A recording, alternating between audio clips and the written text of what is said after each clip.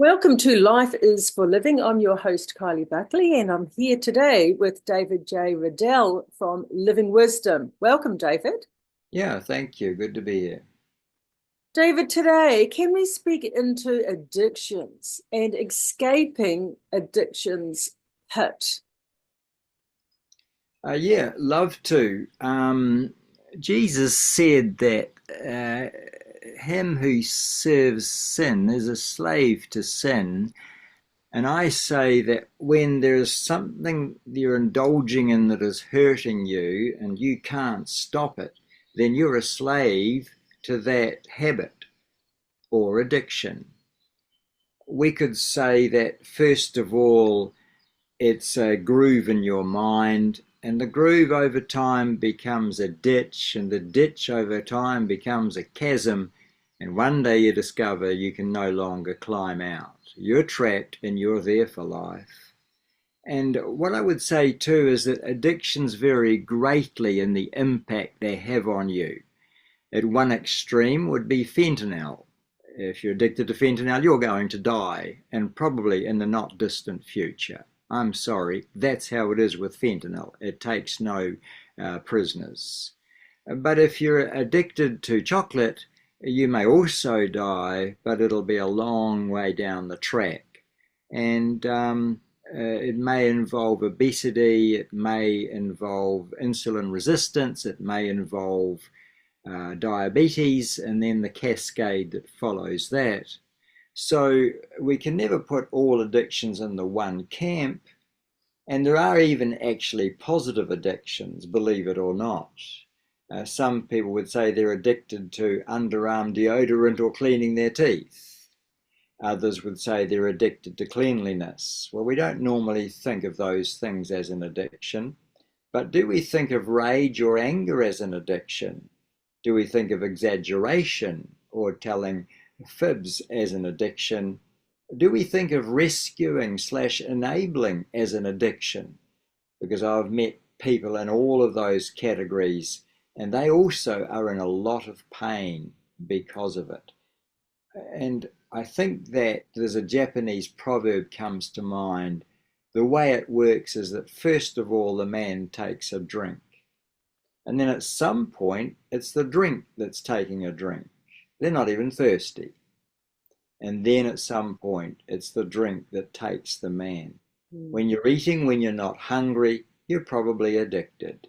When you're drinking alcohol and you can't stop at the end of the first glass, you may well be addicted. When you're spending all of your hard-earned money on housey or gambling or lotto, it may well be that you are addicted. And when your children get a hell of an angry reply whenever they irritate you, then you may well be addicted. What we're saying here is that if it's a destructive force in your life and you can't stop it or even moderate it, you qualify as an addict.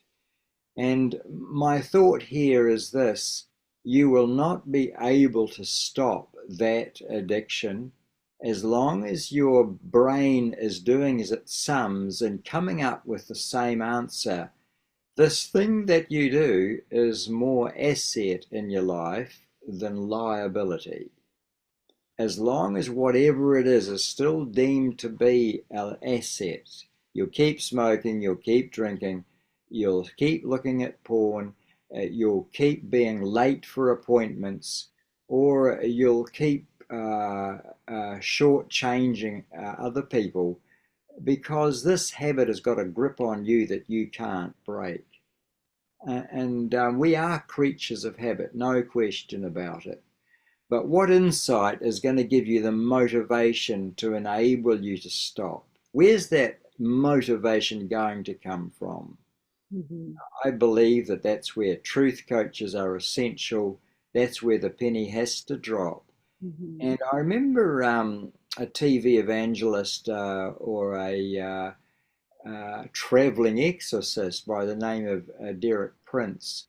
He impressed me when I heard him say these words. He said, every Christian needs to recognize that God is only willing to deliver us from our enemies He will not deliver us from our friends.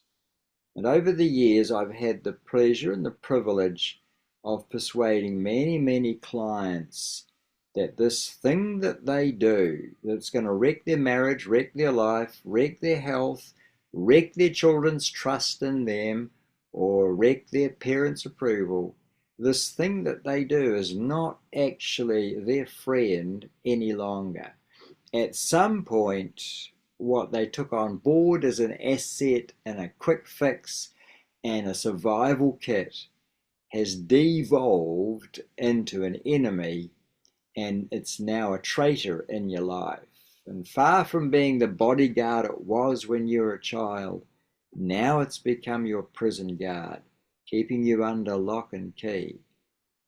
I enjoy working in addiction. I've been able to free hundreds of people from all kinds of addiction. Some are so bizarre I dare not name them. But every kind of addiction is defined by the fact that you know you should stop, you need to stop, but you can't stop. Don't be like Mark Twain, who said, "I'm not addicted to tobacco." He said, "I've quit dozens of times." Can you see the paradox there? Can you see the problem? So how do you know you're an addict?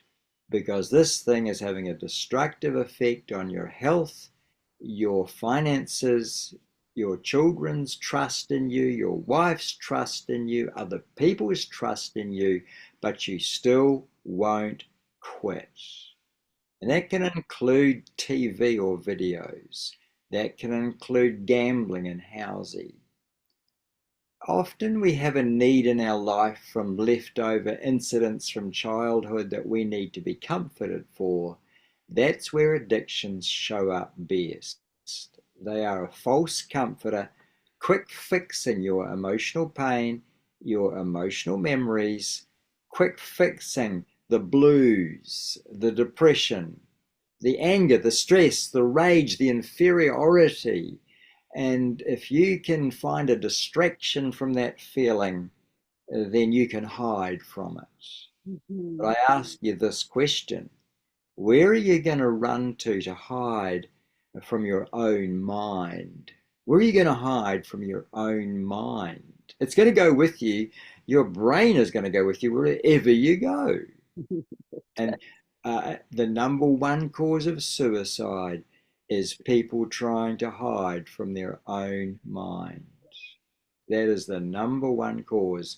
And of course, death by sugar or alcohol or nicotine or vaping or driving too fast or thrill seeking or adrenaline is also a byproduct of running from your own mind.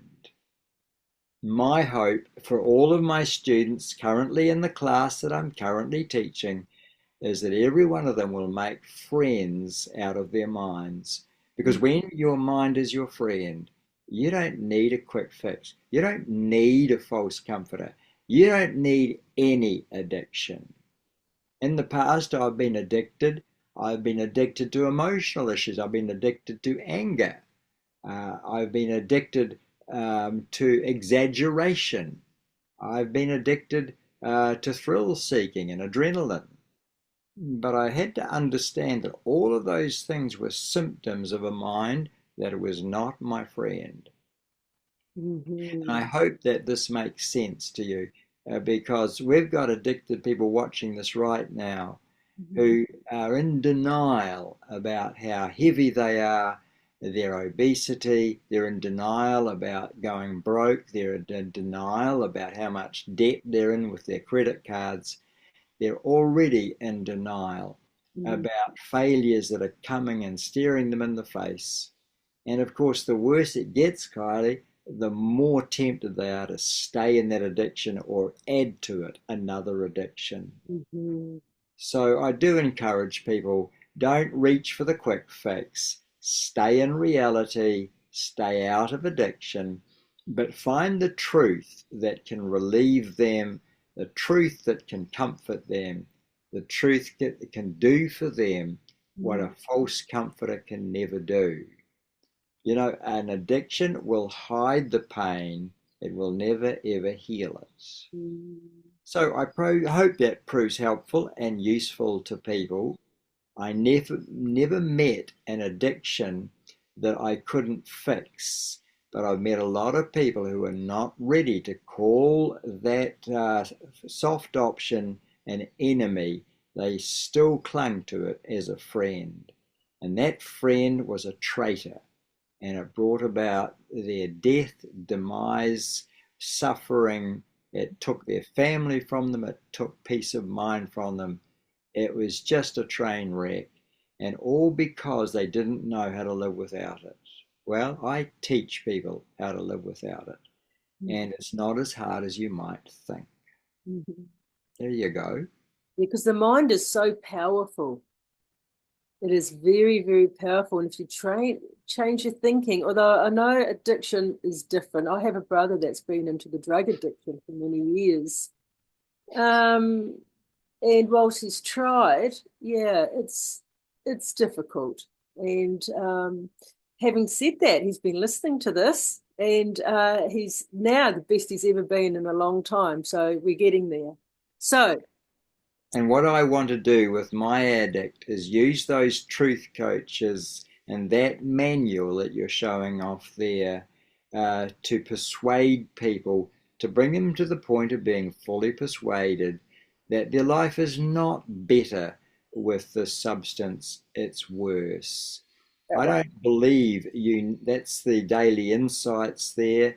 And the previous one was the school manual, and they're full of truth coaches to release people from those addictions. And I have to tell you that there's only one step that an addict has to take, not 10, not 12, not 15, not 20, Uh-huh. and that is to settle the matter. Is my life better for this indulgence or worse? Because Mm-hmm. once they're fully persuaded that it's worse, they will stop and they will stay stopped. Mm-hmm. Until then, they'll swing back and forward, back and forward, back and forward. And that doesn't work. Yes. A double minded man is unstable in all of his ways. Yes. And I think too, in serious addiction, like drug addiction, I'm assuming there's unbearable feelings there that have been camouflaged maybe from childhood or adolescence or from a time where things just went pear-shaped and not progressed through it, not That's right. looked at it and dealt with it. So That's, the daily insights do help with that too. They trigger things and you think, oh my gosh, that's right. I relate to that one. Good, good. So get those books, guys, the Daily Insights, and please like and subscribe and share our channel so that more people can get the help that they need. Because this is why we are doing this, is to be able to reach people that otherwise could not come up and see David. www.livingwisdom.co.nz. So thanks everyone for another session of Life is for Living. Bye now.